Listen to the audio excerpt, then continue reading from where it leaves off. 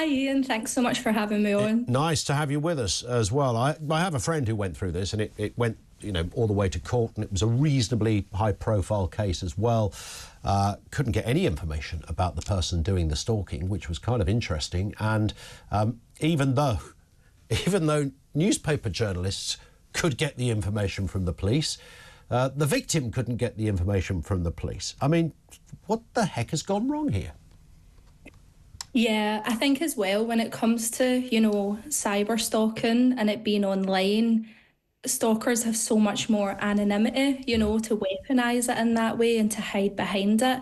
But also it causes the difficulty for the police sometimes in investigating, because it's so easy to make, you know, false accounts. It's so easy to hide behind this. Yeah. And then when a victim doesn't know who their stalker is, it causes that other layer of trauma. You know, who is actually targeting me? Am I getting on the bus with this same person? Yep. Is it someone in my family? Is it an ex? And all these other questions start to arise. I mean, if you look at, you know, the cesspit that is social media, because it is, yes, we all know there's useful reasons to use social media, but you know, you just want one person to say to, particularly, well, say male or female, it's terrible, but I think there are certain specifics around a woman's safety that are worth, you know, highlighting and noting.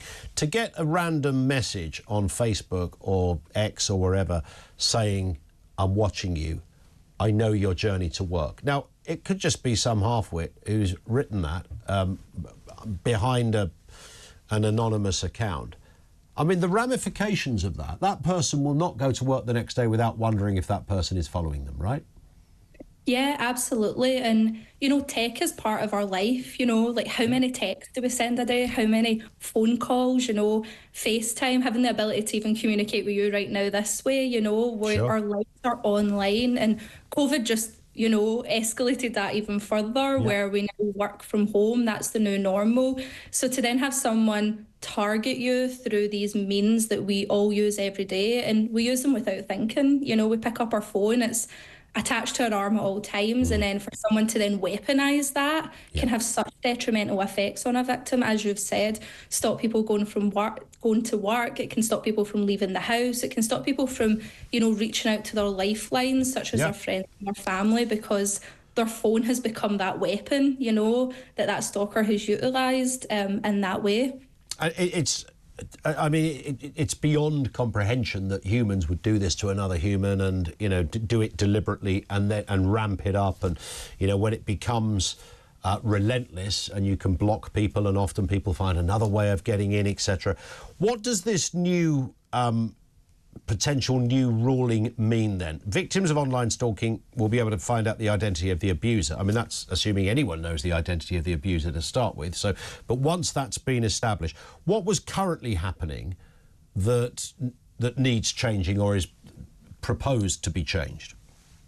So what was happening was that the police might have known who the stalker was, but the victim being targeted wouldn't. And that's where it's came out of, where someone was being stalked. Many people get stalked, but someone was being stalked and she didn't actually know who her stalker was until it went to court, and then she saw who it was, and her stalker was saying things to her such as, you know, "I could smell you when you were on the bus." That's how close they were to her. Wow.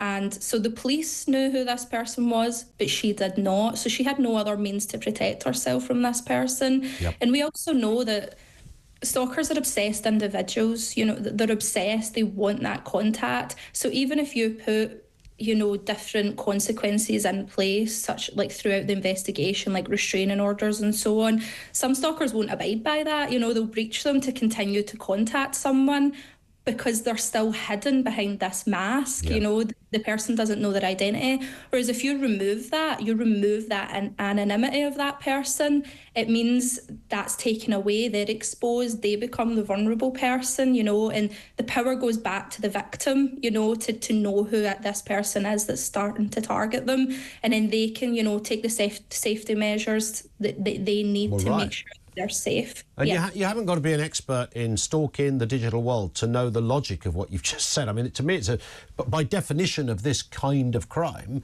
then I mean, if it was somebody who was, I don't know, trying to get cash out of your bank or something, defrauding you, then there wouldn't necessarily be any great use in knowing the name or what that person looks like, as long as they stop doing it. But when it comes to stalking, I mean, the whole deal is that it's another human being who's following you, and even though the police have information about it, surely by any measure you kind of need to know who that is.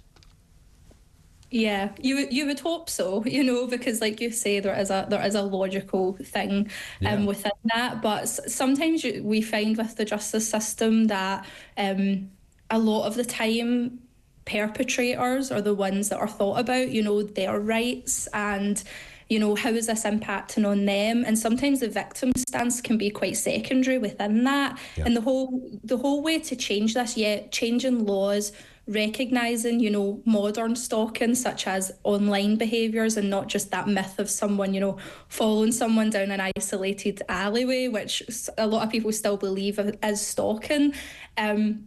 By then starting to, add these other protections into law, it's good because it's recognition, but it only works as far as it's implemented, like every law.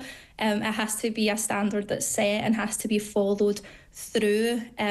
But without adding laws, you still need to try and change the stigma associated with stalking and the awareness that people have round about it for victims to then truly feel safeguarded and protected.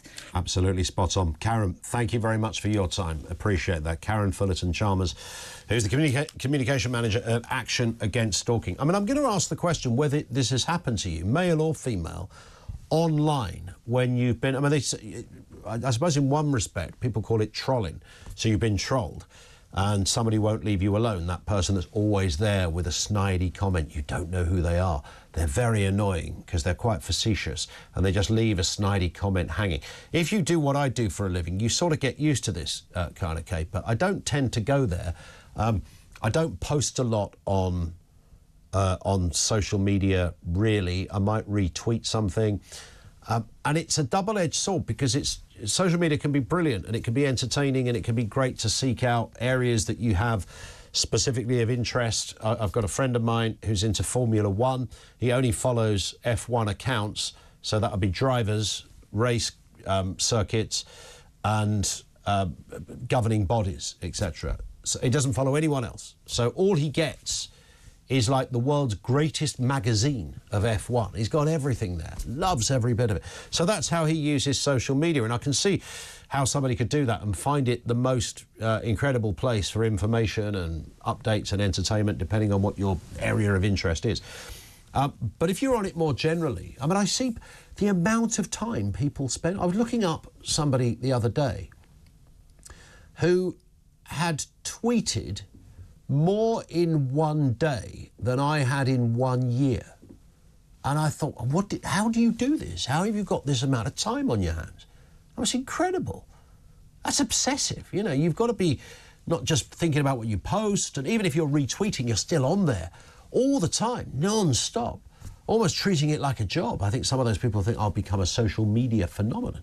Maybe there's a bit of that thinking. And some presenters are like that, of course.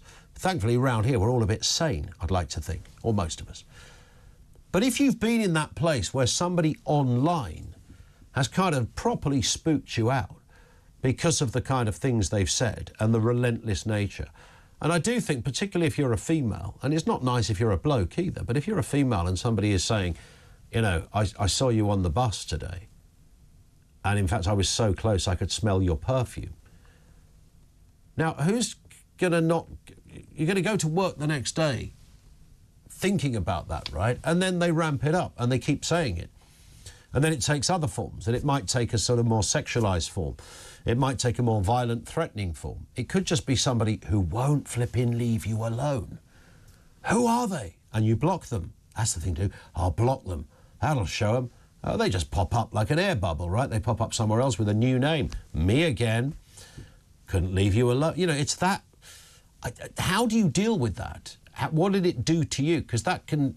And often I think these things do go away eventually. And most of the time it comes to nothing. The fact that we live among humans who are willing to do that, even if it's just, well, it was just a joke. Well, it's not that funny, really, if you're sending something that could be at least, you know, a little bit threatening, very threatening, violent, sexual, whatever. Just that sense of telling someone else, I'm watching you, basically. So if you've been there and experienced what that feels, in whatever form it was, even if it came to nothing, just, I mean, I'm all ears at this end as to how you dealt with that, but also how that makes you feel. Because it is frustrating if somebody writes something horrible about you. It does, you know, you think, I don't know this person, I've never met this person in my life. But they've just said that. That's not very nice, is it? That's pretty unpleasant. They wouldn't come up to me in a pub and just say that. Why would you put that on there? But when it gets into the sort of sinister area, how have you dealt with that?